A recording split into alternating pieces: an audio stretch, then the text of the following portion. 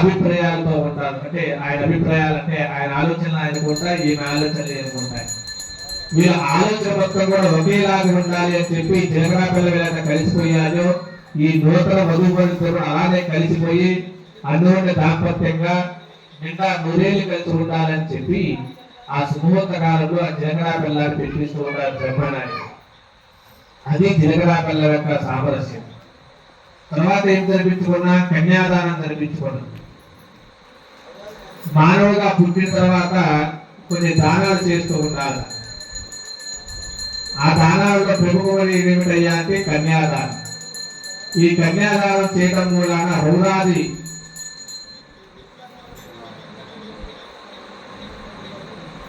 యమలోకంలో ఉన్నటువంటి అనేకమైన శిక్షలు ఉంటాయి. మనం చనిపోయిన తర్వాత మన ఆత్మ పైకి వెళ్ళిపోయిన తర్వాత మనం భూలోకంలో చేసినటువంటి పాపాలన్నిటికి కూడా పైన అనేక శిక్షలు వేస్తూ ఉంటారు. అవన్నీ కూడా బయటపడాలి అంటే ఏమి చేయాలంటే కన్యాదానం చేసినట్లయితే ఆ నరకం మొత్తం కూడా బయటపడుతూ ఉంటాము. మన పితృదేవులు పైనుంచి చూస్తూ ఉంటారు. వాళ్ళు కన్యాదానం చేయకపోయారనుకో వాళ్ళు తుమ్మి పాపలో పడిపోతూ ఉంటారు. ఆ తుమ్మి పాపలో పడి ఎదురు చూస్తూ ఉంటారట. ఆ కొడుకైన కన్యాదానం చేస్తాడా, కొన్ని మనవడైన కన్యాదానం చేస్తాడని చెప్పి పైనుంచి పితృదేవతలు చూస్తూ ఉంటారు. ఎప్పుడైతే ఈ కొడుకు కానీ అలానే మనవడు కానీ కన్యాదానం చేసినట్లయితే ఆ కన్యాదానం యొక్క ఫలితం మూలాన ఆ పితృదేవతలు నరకయాలని చెప్పి స్వర్గాన్ని పయనిస్తూ ఉంటారు. ఒక కన్యాదానం చేయడం మూలాన ఇటువంటి అనేకమైనటువంటి పుణ్యాలు కలుగుతూ ఉంటాయి. ఇంకా ఎటువంటి పుణ్యాలు కలుగుతాయా అంటే అగ్నిష్టోమం, అతిరాత్రం, ఆప్తోర్యామం, శాంతపరం, వాజపేయం, పౌర్ణమీకం, అశ్వమేధాన్ని యాగాలంటే పెద్ద పెద్ద యాగాలు ఉంటాయి.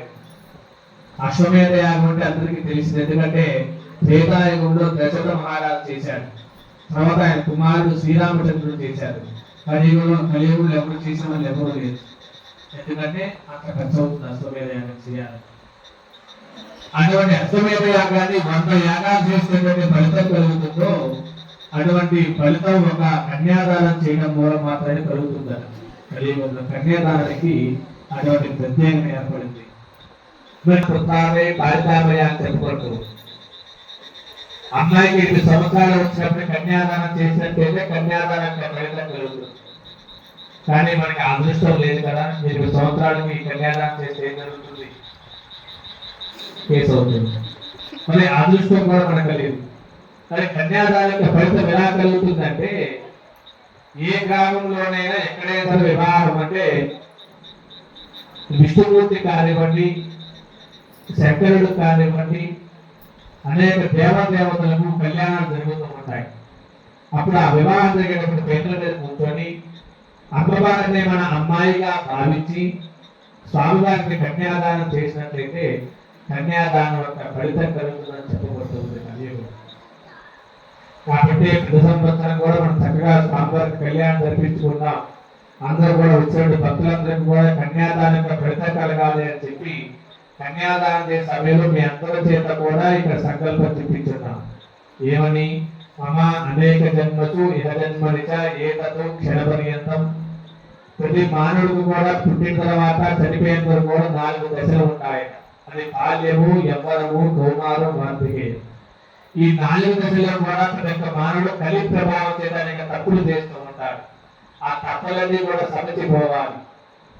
కాబట్టి అమ్మాయికి నేను నిద్రపోతున్నారా? అయిపోయింది. 10 నిమిషాలు అయితే అయిపోతుంది. అంటే ఒకసారి గట్టిగా నిద్ర చేసి ఒకసారి చెప్పండి అందరూ కూడా. నమో పార్వతీ పతయే హర హర మహాదేవ. నమో పార్వతీ పతయే హర హర మహాదేవ.